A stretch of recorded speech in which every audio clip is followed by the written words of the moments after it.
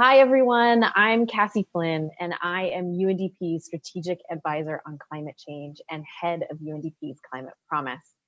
And I have to admit, my heart is pounding because I am so excited today because I am here with the one and only Yemi Alade. She is the celebrated Afro-pop singer and songwriter from Nigeria whose music has just catapulted her to global fame and has inspired so many people like me because she is such a passionate advocate for the causes that really matter to her. She empowers women, she's working to reduce all forms of inequality, and she cares about fighting about climate change. And she was recently appointed as UNDP's Goodwill Ambassador to help us shine a spotlight on these issues.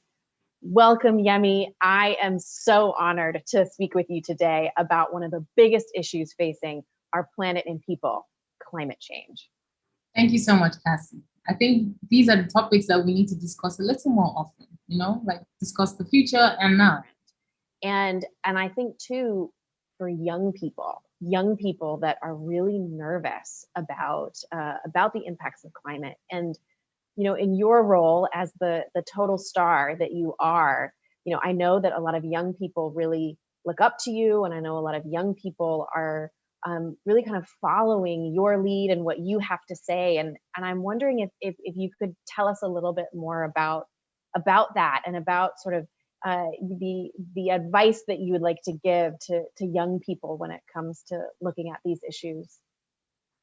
Well, I personally think that, yes, it is definitely a huge responsibility. But even just being here in Africa, in Nigeria, if I could use the word huger, it's an enormous responsibility because we as youth and everyone in Nigeria, we do experience like the slight changes in climate over the past few years and how it's not as constant, like certain weathers and climates are not as constant as they used to be. But we don't exactly discuss solutions. We never really exactly discuss things that we need to change in our way of life that will better our world, our climate, and make things more sustainable for us. I think that such conversations need to be held even more often, more open. Like, I don't think a lot of youth realize that they play a very, very huge role in making sure that the climate and our world that we live in is sustainable. So like I feel like being given this opportunity to speak on climate change and to also find solutions in conversations and in research, that definitely gives me the opportunity to lend my voice, to share the knowledge, to encourage people to have such conversations and work towards sustainable solutions. Mm-hmm.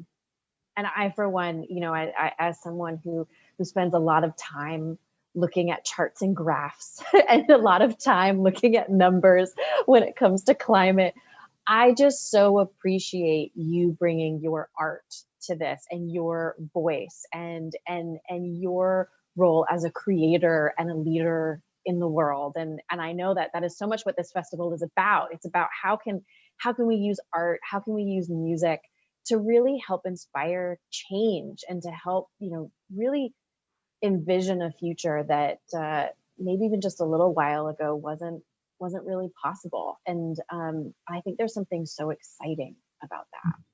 Sure, very true. And I would love to talk to you too. I know that you've just been an incredible advocate for women, and you have made it to the top of a very male-dominated industry. And Yeah. you have worked tirelessly to support other women, to champion women. And I'm wondering if you could tell us a little bit more about that. Prior to even the COVID-19 pandemic, about 4 billion women and girls were already, in poverty bracket. So with COVID-19 slowing down the progress of the economy, the progress of all businesses, of all industries, including my industry, music industry, which I believe was the hardest hit in its own way. We find that poverty has found definitely has multiplied itself in many ways. And unfortunately, the women are affected. Majorly also because most of the, the women find themselves doing jobs in Africa that have to do with agricultural produce. So like you find that even more than 2/3 of the population of farmers that produce are actually women. And so in this situation where there's COVID-19, there are a lot of lockdowns. Of course, we have to do that. It's important to um, stay healthy and stay safe. Like the women are affected the most. I always cling to this quote, which is that if you empower a woman, you've empowered an entire generation. So imagine if you devalue a woman, you devalue the entire generation, and a lot of them don't have anywhere to turn to, especially because in Africa, as well as the rest of the world, there is always the double standard thing. So we're just really getting the end of the stick here. Mm-hmm. And I think what's so interesting about that too, I mean, and we see this with climate, that the more, and we've studied this, that the more women you have at the table making decisions, the more impactful the climate action is. You actually can see a correlation between the number of women making decisions, the number of women in a parliament, compared to how the reduction in greenhouse gases, how high that will be. And I think that is so interesting, is that when you actually bring more women to the table, that you do see the real impact, and being able to help empower women as decision makers, and being able to help also to just sort of help women's experiences to be heard, and help them with the resources that they need, to help entire communities. As you said, like when you help women, you're helping everybody.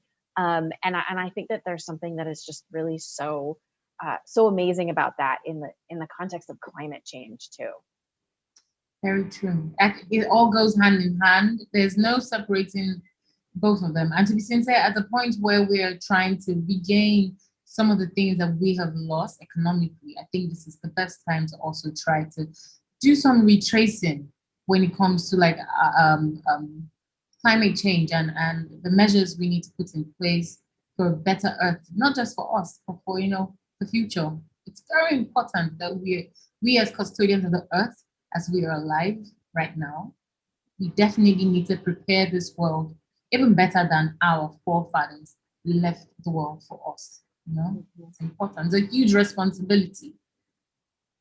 Right. And I couldn't, I've got goosebumps, because that is, I think that's something the whole world needs to hear, is that this is our responsibility. We've been sort of given the earth at this moment, and we need to be taking care of it, and then be able to pass it on to future generations. And I'd like to know how effective it's been, going that route with video gaming and climate promise, and how people in Africa as well can contribute even more to that. Yeah, well, thanks so much. And right now is this critical moment when it comes to climate. We have these world leaders that have to make these very, very big decisions, the biggest decisions that they will make of their entire career. As you said, we need to be really caring for the planet, and the choices that world leaders make are going to be impactful for generations to come. And so what we've tried to do with the climate promise is to really help those world leaders to have what they need to be as ambitious as possible. And one of the things that we realized along the way was that actually voices of young people really, really matter when it comes to these world leaders making choices. And we know that, maybe not everyone pays attention to climate change news every day. And so we said, well, how can we meet people where they are? And increasingly we discovered that that's actually on games. And there's 2.7 gamers in the world, and that's everybody from like a big fancy headset to the people that are playing Angry Birds on their phones. Yeah. Mm-hmm. And what we wanted to do was to use that game to ask people, what do you want to do about climate change? If you were the most powerful person in your country, what would you do to solve it? And in Africa, we saw a huge uptake of people playing this Mission 1.5 and the People's Climate Vote. And we were so happy to be able to sort of bring those voices forward. I think that's a huge responsibility, and that's like super dope, to be able to get the young people, to use the telephones and all of that, and to find that it's actually standard research results that are gotten from that. That's like, that is what you call evolving. Yeah, we tried. I mean, certainly, we're not, the UN isn't really known for something like video games, but we're trying to keep up. We're trying to actually, learn from people like you, artists who are pushing us all to do better. What would you advise us to do now in terms of like climate change, where we are now? What are the little things we can do to improve our situation? Because it literally is a situation. Mm-hmm. It is, and it's something that affects everyone so differently. Exactly. And I think, for me, there's always a few things when I think about, okay, well, what can we all do? And the first is actually the most important, which is don't give up. We are faced with a lot of really, really big decisions that we have to make. And sometimes these decisions can be a little bit scary. What does it look like to completely change entire industries of work? But also, I think what's really exciting about it is that it means we get to envision a whole new future. We get to think about, what does energy look like? What does a green job look like in the future? What does it look like to be able to farm all sorts of food that can feed communities around the world in a way that feeds the earth as well, and is sustainable to the earth. And so I think that there's a lot of ways that we can start to think about this that is a part of all parts of our lives, not just a kind of a small thing over there, but actually it's everything. And being able to have it in that way, I think, is really important.